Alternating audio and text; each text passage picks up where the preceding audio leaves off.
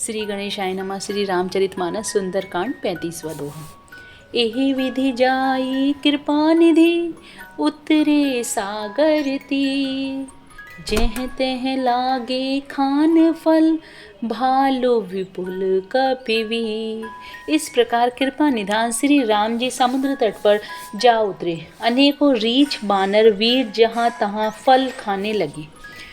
उहा निशाचर रहे सशंका, जब ते जारि गयऊँ कपिलंका। निज निज ग्रह सब करहि विचारा, नहीं निशिचर कुल कीर उबारा। वहाँ लंका में जब से हनुमान जी लंका को जलाकर गए, तब से राक्षस भयभीत रहने लगे। अपने अपने घरों में सब विचार करते हैं कि अब राक्षस कुल की रक्षा नहीं है। जासु दूत बलवरनि न जाई, तेहि आए पुर कवन भलाई।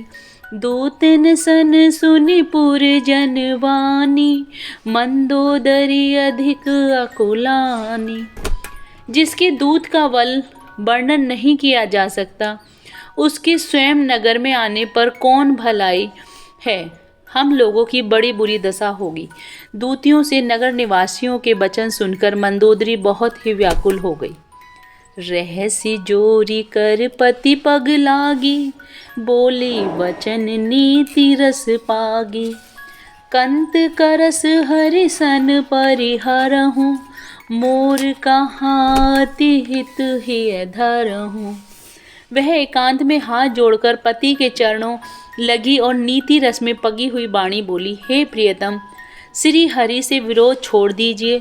मेरे कहने को अत्यंत ही हितकर जानकर हृदय में धारण कीजिए। समुझत जासु दूत कई करनी, सब रही गर्व रजनी चर घरनी। तासु नारी निज सचिव बोलाए, पठवहु कंत जो चहऊँ भलाई। जिनके दूत की करनी का विचार करते ही राक्षसों की स्त्रियों के गर्भ गिर जाते हैं। हे प्यारे स्वामी, यदि भला चाहते हैं तो अपने मंत्री को बुलाकर उसके साथ उनकी स्त्री को भेज दीजिए। तब कुल कमल विपिन दुखदाई, सीता सीत निशा सम आई। सुनहु नाथ सीता बिनु दीने, हित न तुम्हारे शंभु अज कीने। सीता आपके कुल रूपी कमलों के वन को दुख देने वाली जाड़े की रात्रि के समान आई है। हे नाथ, सुनिए, सीता को दिए बिना शंभु और ब्रह्मा के किए भी आपका भला नहीं हो सकता। 36वां दोहा। राम बान अहि गन सरिस, निकर निशाचर भेद। जब लगी ग्रसत न तब लगी, जतनु करहि तजिटे। श्री राम जी के बाण सर्पों के समूह के समान हैं और राक्षसों के समूह मेंढक के समान। जब तक वे इस ग्रस नहीं लेते, तब तक हट छोड़कर उपाय कर लीजिए। श्रवण सुनी सठता करि बानी, विहसा जगत विदित अभिमानी। सभे सुभाव नारी कर साचा, मंगल महु भय मन अति काचा।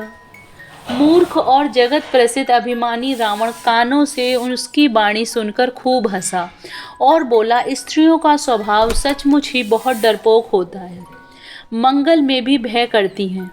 तुम्हारा मन बहुत ही कच्चा है। जो आवहि मर कट कट कटाई, जियहि विचार निशिचर खाई। कंपहि लोकप जाकी त्रासा, तासु नारी सभीत बड़ी आशा। यदि बानरों की सेना आएगी तो बेचारे राक्षस उसे खाकर अपना जीवन निर्वाह करेंगे। लोकपाल भी जिसके डर से कांपते हैं, उसकी स्त्री डरती हो, यह बड़ी हंसी की बात है।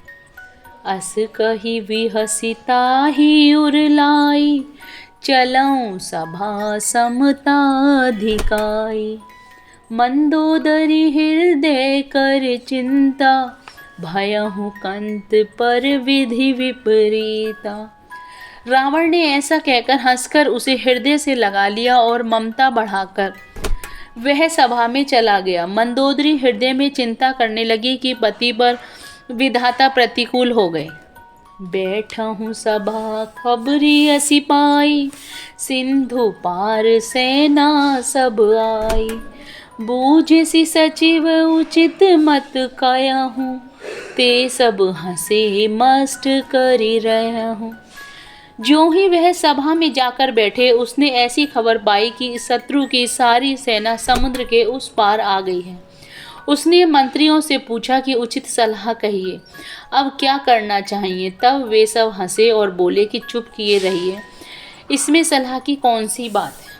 जीतहु सुरासुर तब श्रम नाहि, नर बानर के ही लेखे माहि। अपने देवताओं और राक्षसों को जीत लिया तब तो कुछ श्रम ही नहीं हुआ, फिर मनुष्य और बानर किस गिनती में है। 37वां दोहा। सचिव वैद्य गुरु तीनी, जो प्रिय बोलहि भयास। राज धर्म तन तीनी, कर होई बेगहि नास। मंत्री, वैद्य और गुरु, ये तीन यदि अप्रसन्नता के भय या लाभ की आशा से हित की बात न कहकर प्रिय बोलते हैं, ठुकुर सुहाती कहने लगते हैं, तो राज्य, शरीर और धर्म, इन तीन का शीघ्र ही नाश हो जाता है। सोई रावण कहु बनी सहाई, स्तुति करहि सुनाई सुनाई। अवसर जानि विभीषण आवा, भ्राता चरण शीसु तेहि नावा। रावण के लिए भी वही सहायता आ बनी है। मंत्री उसे सुना सुनाकर स्तुति करते हैं। अवसर जानकर विभीषण जी आए, उन्होंने बड़े भाई के चरणों में सिर नवाया। पुण्य सिरुनाई बैठ निज आसन, बोला बचन पाई अनुशासन। जो कृपाल पूछहु मोहि बाता, मति अनुरूप कहऊँ हित ताता। फिर वे सिर नवाकर अपने आसन पर बैठ गए और आज्ञा पाकर ये वचन बोले, हे कृपालु, जब आपने मुझसे बात पूछ ही रहे हैं तो हे तात, मैं अपनी बुद्धि के अनुसार आपके हित की बात कहता हूँ। जो आपन चाहे कल्याणा, सुजसु सुमति शुभ गति सुख नाना। सो पर नारी लीलारी गोसाई, तजहु चहती के चंद की नाई। जो मनुष्य अपना कल्याण, सुंदर यश, सुबुद्धि, शुभ गति और नाना प्रकार के सुख चाहता हो, वह हे स्वामी पर स्त्री के ललाट को चौथ के चंद्रमा की तरह त्याग दे। अर्थात जैसे लोग चौथ के चंद्रमा को नहीं देखते, उसी प्रकार पर स्त्री का मुख ही ना देखें। 14 भुवन एक पति होई, भूत द्रोह तिष्ठई नहीं सोई। गुण सागर नागर नर जो, अलप लोभ भल कहऊँ न को। 14 भुवनों का एक ही स्वामी हो, वह भी जीवों से बैर करके ठहर नहीं सकता, नष्ट हो जाता है। जो मनुष्य गुणों का समुद्र और चतुर हो, उसे चाहे थोड़ा भी लोभ क्यों न हो, तो भी कोई भला नहीं कहता। 38वां दोहा। काम क्रोध मद लोभ सब, नाथ नरक के पंथ। सब परिहरि रघुवीर ही, भजऊँ भजहि जेहि संत। हे नाथ, काम क्रोध मद और लोभ ये सब नरक के रास्ते हैं। इन सब को छोड़कर श्री राम जी को भजिए, जिन्हें संत भजते हैं। तात राम नहीं नर भूपालु, भुवनेश्वर कालहु कर कर काला। ब्रह्म अनामे अज भगवंता, व्यापक अजित अनादि अनंता। हे तात, राम मनुष्यों के ही राजा नहीं हैं, वे समस्त लोकों के स्वामी हैं, काल के भी काल हैं। वे संपूर्ण ऐश्वर्य, यश, श्री, धर्म, वैराग्य एवं ज्ञान के भंडार भगवान हैं। वे निरामय, अजन्मा, व्यापक, अजय, अनादि और अनंत ब्रह्मा हैं। गोदुज धेनु देव हितकारी, कृपा सिंधु मानुष तनुधारी। जन रंजन भंजन खल ब्राता, वेद धर्म रख छक सुनु भ्राता। उन कृपा के समुद्र भगवान ने पृथ्वी, ब्राह्मण, गो और देवताओं का हित करने के लिए ही मनुष्य शरीर धारण किया है। हे भाई सुनिए, वे सेवकों को आनंद देने वाले, दुष्टों के समूह का नाश करने वाले और वेद तथा धर्म की रक्षा करने वाले। ताहि भयरु तजि नाई माथा, प्रणारति भंजन रघुनाथ। देहुनाथ प्रभु कहो वे देहि, भजहु राम बिनु हेतु सनेहि। वैर त्याग कर उन्हें मस्तक नवाइए। हे रघुनाथ जी, शरणागत का दुख नाश करने वाले हैं। हे नाथ, उन प्रभु को जानकी जी दे दीजिए और बिना ही कारण स्नेह करने वाले श्री राम जी को भजिए। शरण गए प्रभु ताहु न त्यागा, विश्वद्रोह कृत अघ जेहि लागा।